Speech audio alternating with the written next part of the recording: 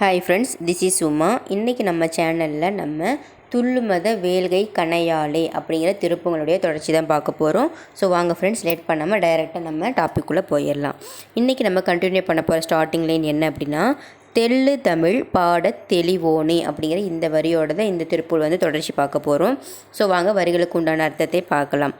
தெள்ளு தமிழ் அப்படின்னா நான் நேத்தியே சொல்லியிருந்தேன். தெள்ளு தமிழ்னால் தெளிந்து வடிகட்டக்கூடிய, அதாவது எந்த ஒரு பிழையும் இல்லாத ஒரு மொழி தெள்ளு தமிழ், அதாவது தமிழ் மொழி. அப்படிப்பட்ட தமிழ் மொழியில் மிகவும் சிறந்த நற்றமிழ் புலவர்கள் வந்து நிறைய பேர் இருக்காங்க. அதில் வந்து மிகவும் முக்கியமானவர் வந்து பார்த்திங்கன்னா நக்கீரர் மற்றும் அவர்களுடன் கூடிய நிறைய நற்றமிழ் புலவர்கள் எல்லாருமே சொற்றமிழ் பாடல்களை வந்து பாடுறாங்க. அப்படி அவங்க எல்லாருமே சேர்ந்து சொற்றமிழ் பாடல்களை பாடுறதை வந்து பரமன் வந்து கேட்டு மிகவும் மகிழ்ச்சி அடைகிறார். ஏன் வந்து அவர் தமிழ் மொழி பாடும் அதை கேட்டு மிகவும் மகிழ்ச்சி அடைகிறார் அப்படின்னா, எல்லா மொழிகளும் இருக்கக்கூடிய பாடல்களை வந்து கேட்டு கலங்கி போயிருந்த பரமனுடைய திரு உள்ளம் வந்து பார்த்திங்கன்னா இந்த தெள்ளு தமிழாக விளங்கக்கூடிய தமிழ் மொழியின் பாடல்களை, தெளிந்த தீஞ்சுவை தமிழ் பாடல்களை கேட்டு அவருடைய மனம் வந்து தெளிவடைகின்றது. ஸோ தெள்ளு தமிழ் அப்படின்னா தெள்ளு தமிழ் மொழியில் இருக்கக்கூடிய பாடல்களை கேட்கும் பொழுது நம்மளுடைய மனதும் தெளிவடைகின்றது அப்படின்னு சொல்ல வராங்க. இதில் தமிழ் அப்படிங்கிறதுக்கு என்ன அர்த்தம்னு ஃபஸ்ட்டு பார்த்துக்கோங்க. தமிழில் தமி அப்படிங்கிற பகுதியடியாக பிரிந்த சொல் வந்து பார்த்திங்கன்னா தமி. இதில் மற்ற ஒரு மொழியின் கலப்பு எதுவுமே இல்லாமல், மற்ற மொழியின் துணை இன்றி தானே இயங்கி விளங்கக்கூடிய சிறப்புடையது தமிழ் மொழி. அதனால தான் தமிழ் மொழியை அமிழ்தம் போன்றது, இனிமையானது, சுவையானது அப்படின்னு சொல்கிறாங்க. அதை இனிமையும் நீர்மையும் தமிழெனலாகும் அப்படிங்கிற இந்த சிறந்த வரியின் மூலமாக நம்ம தெரிந்து கொள்ளலாம். தமிழில் வந்து பார்த்திங்கன்னா மொத்தம் 3 வகையான இனங்கள் உண்டு. வல்லினம், மெல்லினம், இடையினம். ஸோ இந்த வல்லினம், மெல்லினம், இடையினம் இந்த 3 இனங்களும் சேர்ந்தது தான் தமிழ். எப்படின்னா, இப்போ தமிழ் அப்படிங்கிற சொல்லில் ஃபஸ்ட்டு தா அப்படிங்கிற அந்த எழுத்து வல்லினம், மீ அப்படிங்கிறது மெல்லினம், இழ் அப்படிங்கிறது இடையினம். ஸோ இந்த 3 இனங்களும் சேர்ந்த ஒரு சொல்லால் அமைந்துள்ளதுனால தான் இதை வந்து தமிழ் அப்படின்னு சொல்லி அழகாக இருக்குது அப்படிங்கிறத நம்ம உணர்ந்து கொள்ள வேண்டும்.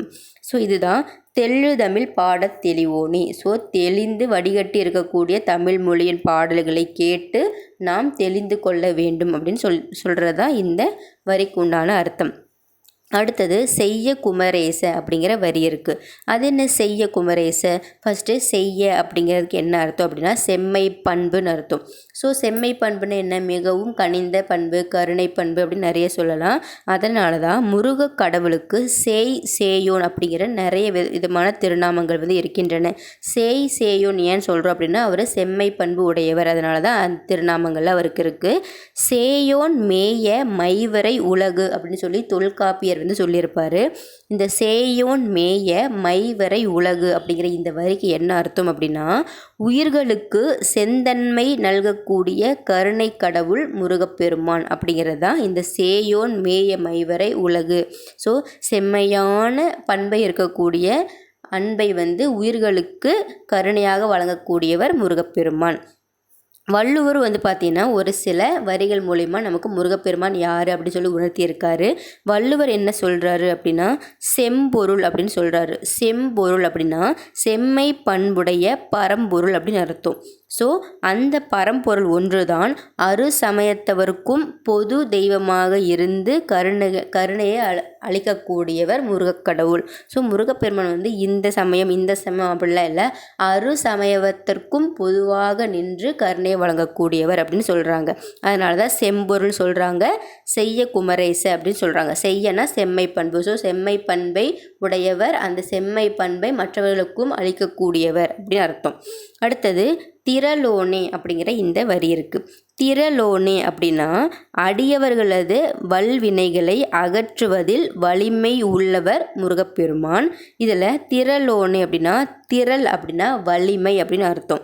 ஸோ முருகப்பெருமானுடைய 6 முகங்களில் ஒரு முகம் வந்து பார்த்திங்கன்னா அடியவர்களின் வினைகளை தீர்ப்பது. இதை வந்து ஒரு திருப்புகழை நமக்கு தெரியும். அதாவது முருகப்பெருமான்னா யார், அவருடைய 6 முகங்களில் எந்தெந்த முகம் வந்து எந்தெந்த மாதிரி விஷயத்துக்கு பயன்படுத்தப்படுகிறது அப்படிங்கிறத முருகப்பெருமானை எழுதியதாக ஒரு திருப்புகள் இருக்குது. அதை வந்து நான் இந்த இடத்துல சொல்கிறேன். என்னது அப்படின்னா, ஏறுமயில் ஏறி முகம், அதாவது ஏறுமயில் ஏறினா அந்த மயில் மீது ஏறி, சரிங்களா? இதை வந்து நான் வந்து லைன் சொல்கிறேன், ஸோ மீனிங் சொல்ல முடியாது. ஸோ முருகப்பெருமானுடைய 6 முகங்களும் என்னென்ன பண்பை வெளிப்படுத்துகின்றது, எந்த சூழ்நிலையில் எதற்காக அவர் அந்த முகத்தை பயன்படுத்துகிறார் அப்படிங்கிறத இந்த திருப்புகள் நான் சொல்கிறேன்.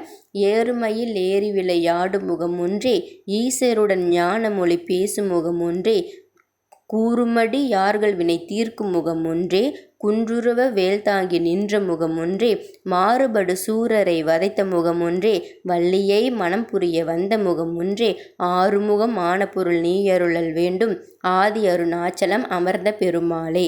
ஸோ இந்த திருப்புகளை வந்து பார்த்திங்கன்னா ஒவ்வொரு முகத்திற்கும் ஒவ்வொரு பண்பு இருக்குது. ஸோ 3வது முகம்தான் கூறும் அடியவர்களுடைய வினைகளை தீர்க்கும் முகம், அந்த 3வது முகம்.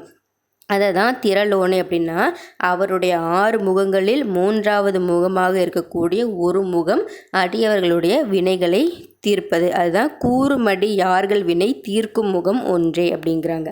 ஸோ ஃப்ரெண்ட்ஸ், இன்றைக்கி இந்த திரளோனே அப்படிங்கிற இந்த திருப்புகளோட சரிங்களா, இந்த திருப்புகளில் நிறைய வரி இருக்குது. அதில் இந்த திரளோனே அப்படிங்கிற இந்த வரியோட இந்த திருப்புகள் நான் ஸ்டாப் பண்ணுறேன்.